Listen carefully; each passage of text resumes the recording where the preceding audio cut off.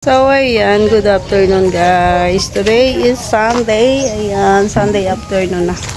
Dito tayo, update tayo sa ating and tingnan yung puso ko guys. Hindi ko puso yan. Puso ng saging. Di ba? Dami niyang bunga. Tinukudan ko siya kasi masyadong malaki. Tutumba. Matutumba siya. May bunga na siya dito. Tanggalin natin itong mga nalalanta.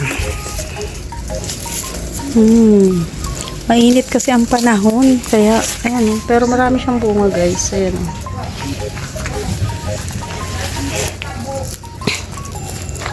Itong isa dito ang masipag magbunga eh. Ito oh. Uy, ba't siya nabali?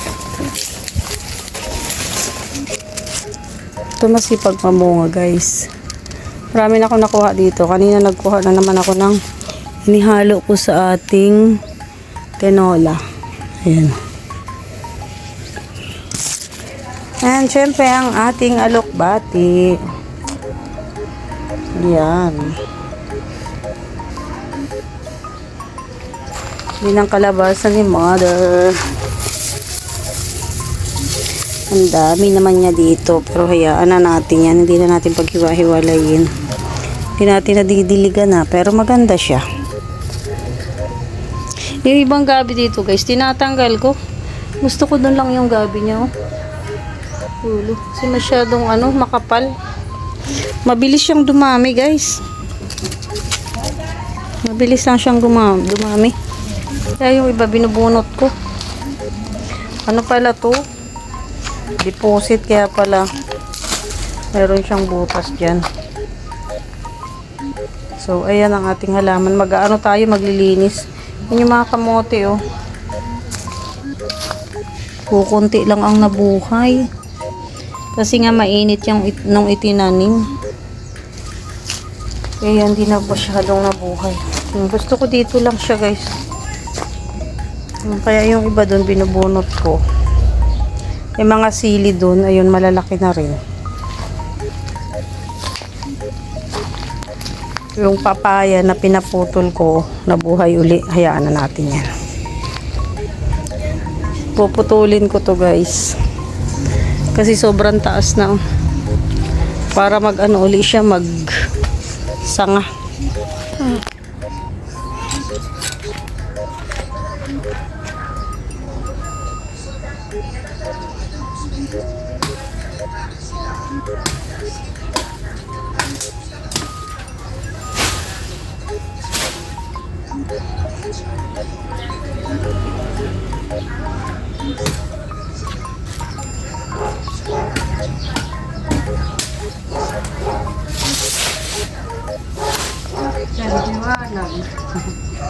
Tinanggal ko guys.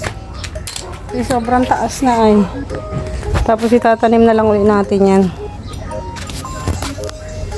Mataas kasi masyado. Pag naputulan siya yan oh. Diba? Magkakadahon ulit siya ng madami. Pinutulan ko nung nakaraan eh. Yung ating mga tanim. Laki na. Tatanim ko yung iba dito. Ay wait lang. Tatanggalin natin yun.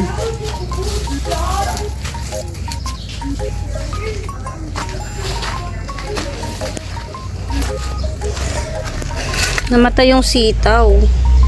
Kasi nga maraming mga langgam. Hindi ko rin alam kung dahil ba sa init o dahil may kumakain. Tanggalin natin to. May bago na siyang dahon. Ayan. Tuloy-tuloy na yan.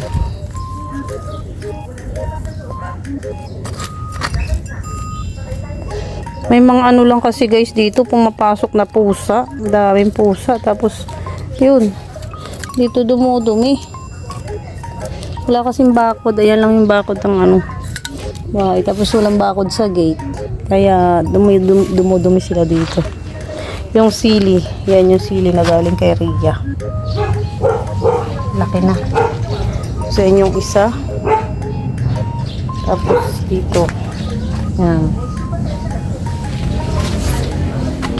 Dito nakakapagsunog naman ako dyan guys. Daming mangga oh. Mga nahuhulog na mangga. Ayan. Yun lang maganda oh.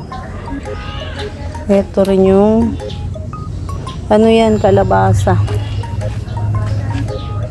Lilinis tayo. Papaya. Ang daming bunga. Yan, malalaki na siya guys. O, diba? Ay na, hindi natin nadidiligan. Ito yung pinutol nung nakaraan. May nagputol dito, ayan o. Pinutol niya to. Kaso di siya bumalik para sana naputol lahat. Kasi ito naman po ay tuyo na. Meron kasing kuryente, mahirap daw putulin sabi niya. Kailangan daw niya ng tali. Ayan, may kuryente doon. Kuha daw siya ng tali para tatalian niya.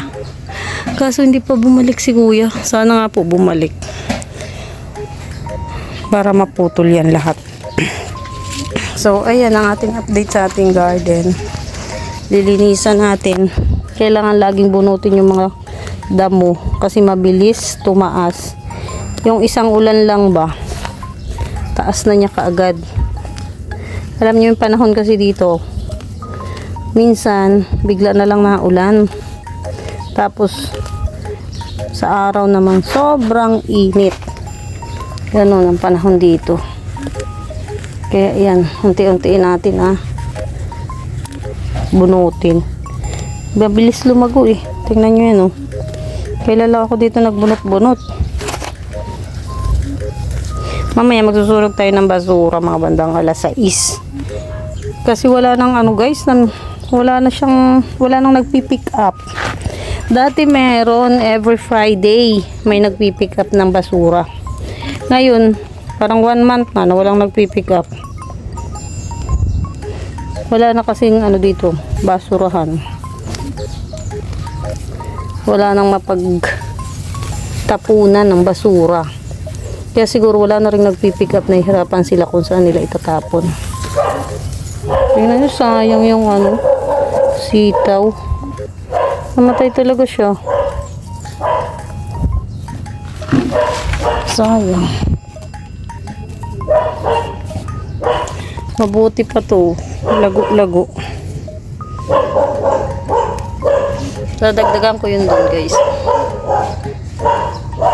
Para lumago din siya din.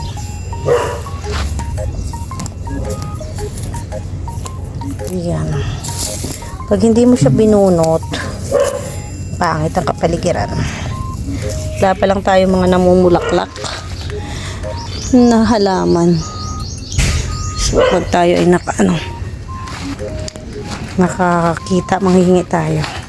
So ito itatanim ko to guys. Tanim natin dito.